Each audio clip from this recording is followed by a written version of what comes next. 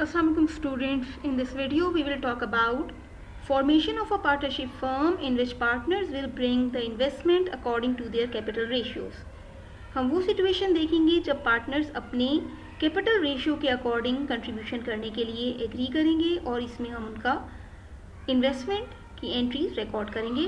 You should see lecture number 1 and 2 before you proceed with lecture number 3 on the commerce lecture online. Let's see. Arisha, Varisha and Tisha, 3 partners are there. On January 1, 2020, they agreed to start a business. They are forming a partnership firm under the name of Saiban Sisters and agreed to share profit and loss in the ratio of 1:2:3 respectively. उन तीनों ने ये agree किया कि profit and loss का sharing ratio 1, 2 और 3 होगा, यानी अरीशा का share 1, Varisha 2 and Trisha 3. This ratio is determined on the basis of capital contributed by each partner. As per agreement, the total capital of the firm shall be 13,20,000. उन तीनों में ये भी एग्रीमेंट हुआ कि टोटल उन तीनों का कैपिटल मिला के 13,20,000 होना चाहिए और इस टोटल कैपिटल को वो इस रेशियो के अकॉर्डिंग इन्वेस्ट करेंगे. अरीशा किस फॉर्म में अपना कैपिटल ला रही है? 70,000 रुपीज़ उसने कैश में दिया और इक्विपमेंट वो लेकर आई 1,50,000 का. वरीशा ने फर्नीचर दिया 3 लाख रुपीज़ का और बाकी अमाउंट इस रेशियो के अकॉर्डिंग जो उसका कैपिटल होना चाहिए बाकी अमाउंट उसने कैश में इन्वेस्ट की. और टीशा टोटली कैश लेकर आई इस रेशियो के अकॉर्डिंग जो उसका इस टोटल कैपिटल के हिसाब से होना चाहिए. You are required to record journal entries in the books of साइबान सिस्टर्स.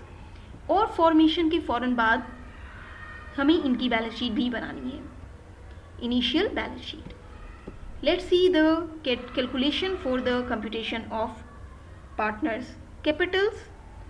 ये इनके रेशियो हैं, इनका सम ऑफ रेशियो निकालेंगे.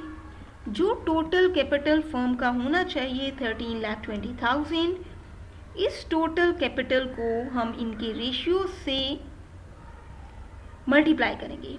1/6 अरीशा का, 2/6 वरीशा का और 3/6 टीशा का.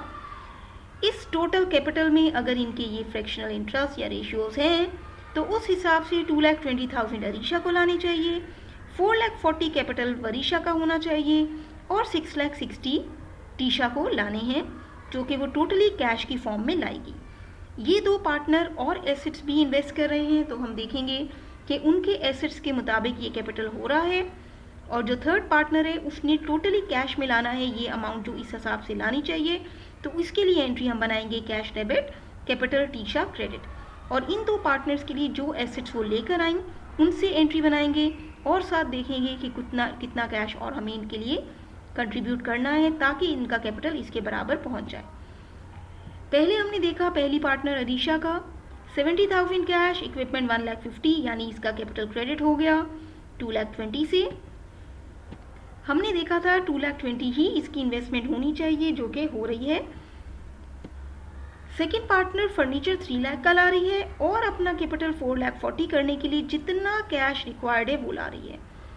4,40,000 कैपिटल करने के लिए इसको 1,40,000 का कैश लाना पड़ेगा तो इसका कैपिटल 4,40,000 होगा as per agreed ratio. Third partner के लिए हमने देखा था कि उसने टोटल इन्वेस्टमेंट कैश में ही करनी है. जो भी टोटल कैपिटल और उसके रेशियो के हिसाब से उसका शेयर बनेगा उतना कैपिटल वो टोटली कैश की फॉर्म में इन्वेस्ट करेगी. इसलिए हमने एंट्री रिकॉर्ड की cash debit, capital Trisha credit. अब अगर हमें इनिशियल बैलेंस शीट बनानी है तो जो एसेट्स डेबिट हुए उनको हम एसेट्स में लिखेंगे, तीनों पार्टनर्स के कैपिटल्स क्रेडिट में आएंगे. अभी फर्म बनी है, फॉर्म हुई है, इस पर कोई लाइबिलिटी नहीं है तो लाइबिलिटीज़ में कुछ भी नहीं आएगा, नील लिखें या ना लिखें कुछ भी. कैश एक ही बार तीनों का प्लस करके लिखेंगे यानी 70, 140 और 660 को प्लस करके. फिक्स एसेट में हम इक्विपमेंट और फर्नीचर लिखेंगे और हमारी बैलेंस शीट टैली हो जाएगी. Have a look on the balance sheet. Cash हमने सारा प्लस कर लिया, इक्विपमेंट और फर्नीचर लिख दिया. इक्विटीज़ में हमने तीनों पार्टनर्स के कैपिटल लिख दिए, लाइबिलिटीज़ हैं ही नहीं और हमने अपनी बैलेंस शीट को टैली कर दिया. So this is how you can understand the concept of partnership formation. Like the video, share the